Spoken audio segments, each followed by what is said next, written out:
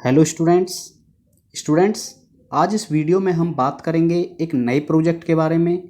ये प्रोजेक्ट है art integrated project. Students, इस प्रोजेक्ट को इसी साल सीबीएसई के द्वारा राज्यों के सभी स्कूलों में इंट्रोड्यूस किया गया है। स्टूडेंट्स, इस प्रोजेक्ट में सभी राज्यों को किसी न किसी अन्य राज्य के साथ जोड़ा गया है, इंटीग्रेट किया गया है। ऐसे ही दिल्ली को सिक्किम के साथ जोड़ा गया है, इसीलिए इस प्रोजेक्ट को नाम दिया गया है सिक्किम प्रोजेक्ट। मतलब हमें इस प्रोजेक्ट में सिक्किम के बारे में काम करना है। स्टूडेंट्स, क्योंकि ये एक नया प्रोजेक्ट है, इसलिए सभी बच्चे और टीचर्स इसको लेकर कन्फ्यूजन में हैं, उनके मन में बहुत सारे डाउट्स हैं। लेकिन इस वीडियो को देखने के बाद आपके सारे डाउट्स क्लियर हो जाएंगे और आप आसानी से इस प्रोजेक्ट को कंप्लीट कर सकेंगे, इस प्रोजेक्ट को बना सकेंगे। इसलिए स्टूडेंट्स, हमारे इस वीडियो को आप लास्ट तक देखें। स्टूडेंट्स, आपके मन में कुछ ऐसे सवाल हैं जैसे कि इस प्रोजेक्ट पर क्यों काम कर रहे हैं हम, क्यों काम किया जाता है। तो स्टूडेंट्स, एक दूसरे राज्य के प्रति खास समझ बढ़ाने के लिए और उस समझ का यूज अपने विषय की समझ बढ़ाने के लिए हो सके, इसलिए इस प्रोजेक्ट को बनाया जाता है। दूसरा है जो सबसे ज़्यादा पूछा जा रहा है सवाल कि जी इस प्रोजेक्ट को बनाने का मीडियम क्या रहेगा। तो स्टूडेंट्स, आप जिस भी भाषा में कंफर्टेबल हों, चाहे हिंदी में कंफर्टेबल हों या इंग्लिश में कंफर्टेबल हों, आप किसी भी भाषा में इस प्रोजेक्ट पर काम कर सकते हैं। मतलब यहाँ पर भाषा की कोई बाध्यता नहीं है। कुछ बच्चे पूछते हैं कितने पेज का होना चाहिए। तो स्टूडेंट्स, आप जितनी जानकारी सिक्किम राज्य के बारे में जुटा पाते हैं, उस पूरी जानकारी को आपको लिखना है।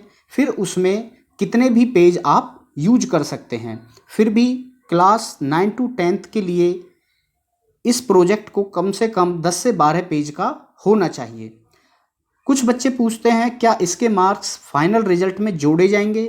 तो स्टूडेंट्स, इस प्रोजेक्ट की आपको ग्रेडिंग दी जाएगी और उस ग्रेड को अपलोड करने के बाद ही सीबीएसई के द्वारा आपका एडमिट कार्ड डाउनलोड हो सकेगा।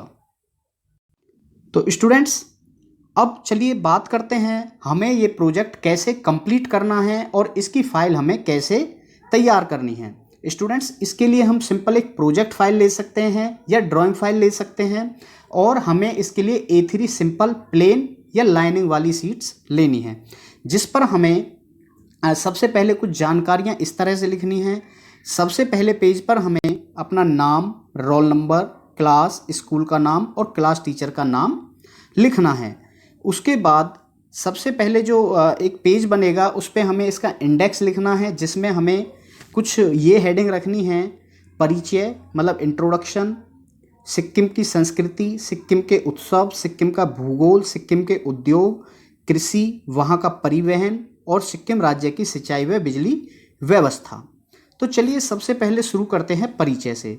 स्टूडेंट्स, आप हमारी इस वीडियो में यहाँ देख करके पूरा सिक्किम राज्य का परिचय लिख सकते हैं। उसको लिख सकते हैं कि सिक्किम राज्य कहाँ पर स्थित है, ये अपने चारों तरफ किन किन राज्य और किन किन देशों की सीमाओं से जुड़ा हुआ है, यहाँ की बोलने वाली भाषाएं क्या हैं, यहाँ का नृत्य क्या है, यहाँ की मुख्य खेती क्या है, या कितने क्षेत्रफल में फैला हुआ है, यहाँ की जनसंख्या क्या है, या यहाँ के राजनीतिक लोग कौन कौन से हैं। तो इस तरह आप यहाँ से देख करके इसका परिचय लिख सकते हैं। अब बात करते हैं सिक्किम की संस्कृति की। बच्चों, आप इस वीडियो में से देख करके अपने अगले पेज पर, दूसरे पेज पर सिक्किम की संस्कृति के बारे में लिख सकते हैं।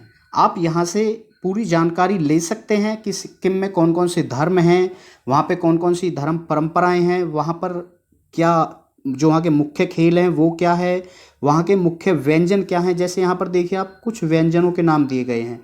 तो स्टूडेंट्स, इस तरह से आपको अपना प्रोजेक्ट बनाने में भी हेल्प मिलेगी और सिक्किम की संस्कृति को जानने का भी आपको यहाँ पर मौका मिलेगा। आप यहाँ से देख करके पूरा संस्कृति के बारे में लिख सकते हैं। अच्छा स्टूडेंट्स, आपको एक बात ध्यान रखनी है, आपको इसे लिखते समय जितना हो सके क्रिएटिव आइडियाज़ को लेकर लिखना है। जैसे आप इससे रिलेटेड, यहाँ के खेलों से रिलेटेड, यहाँ की भाषा से रिलेटेड, यहाँ के नृत्य से रिलेटेड जो भी इमेजेस हैं वो इमेजेस डाउनलोड करके इंटरनेट पे आपको आसानी से मिल जाएंगी। डाउनलोड करके इस फाइल में आपको पेस्ट करनी है, जिससे आपको आपके टीचर के द्वारा अच्छी ग्रेड मिल सके। अब नेक्स्ट है सिक्किम के उत्सव। तो सिक्किम में जो भी उत्सव हैं, चाहे वो हिंदू धर्म से रिलेटेड हैं, चाहे वो बौद्ध धर्म से रिलेटेड हैं, चाहे वो इनके पड़ोसी देश, ना केवल राज्य बल्कि पड़ोसी देश भी, जैसे नेपाल है, भूटान है, इनसे रिलेटेड जो भी त्यौहार, जो भी उत्सव सिक्किम में मनाए जाते हैं, वह आप यहाँ से लिख सकते हैं। और डायग्राम, उनके चित्र आपको कहाँ से डाउनलोड करने हैं? इंटरनेट से। नेक्स्ट है सिक्किम का भूगोल। तो बच्चों, आप सिक्किम के भूगोल के बारे में भी यहाँ से आसानी से देख लें, और इसको आप वीडियो को यहाँ पर रोक रोक कर इसे पूरा लिख सकते हैं। वीडियो को रोकें और इसको अपने पूरे पेज पर नोट डाउन कर लें। यहाँ से आपको पूरे भूगोल का परिचय मिल जाएगा, पूरे भूगोल की जानकारी मिल जाएगी। और साथ में जो चित्र हैं, चित्र आपको इंटरनेट से डाउनलोड कर लेने हैं। नेक्स्ट है सिक्किम के उद्योग। तो सिक्किम में क्या क्या मुख्य उद्योग हैं, यहाँ के लोग किस तरह से अपने परंपरागत उद्योगों को चलाते आ रहे हैं, ये किस प्रकार इनसे अपनी आजीविका कमाते हैं, यहाँ से आपको सारी जानकारी मिल जाएगी। तो इसको आप यहाँ पर वीडियो को रोक करके सिक्किम के उद्योगों के बारे में अपने पेज पे पूरा लिख सकते हैं। नेक्स्ट है सिक्किम की कृषि। तो स्टूडेंट्स, यदि हम बात करें सिक्किम की कृषि की, तो अच्छा देखिए, सिक्किम में एक और जो सबसे महत्वपूर्ण जानकारी है, सिक्किम में एक नदी है तीस्ता नदी, जिस पर सिक्किम पूरी तरह से अपनी खेती के लिए निर्भर है, अपनी कृषि के लिए निर्भर है, और इसे सिक्किम की जीवन रेखा भी कहा जाता है। यहाँ के ज़्यादातर लोग, लगभग 64% जनसंख्या जीवन यापन के लिए कृषि पर ही निर्भर है। यहाँ की जो मुख्य फसलें हैं, मक्का, गेहूँ, आलू, बड़ी इलायची, ये सभी आप यहाँ से देख करके अपना पूरा पेज में लिख सकते हैं। और इन फसलों की इमेज आप इंटरनेट से डाउनलोड करके चिपका दें। हो सकता है तो आप उसे ड्राइंग भी कर सकते हैं, उसे पेज पर भी बना सकते हैं। अब है स्टूडेंट्स मेन सिक्किम के परिवहन। तो आप जानते हैं 3 तरह के परिवहन होते हैं, सड़क मार्ग, रेल मार्ग और हवाई मार्ग। तो स्टूडेंट्स, यहाँ का जो मुख्य परिवहन का साधन है वो सड़क मार्ग है।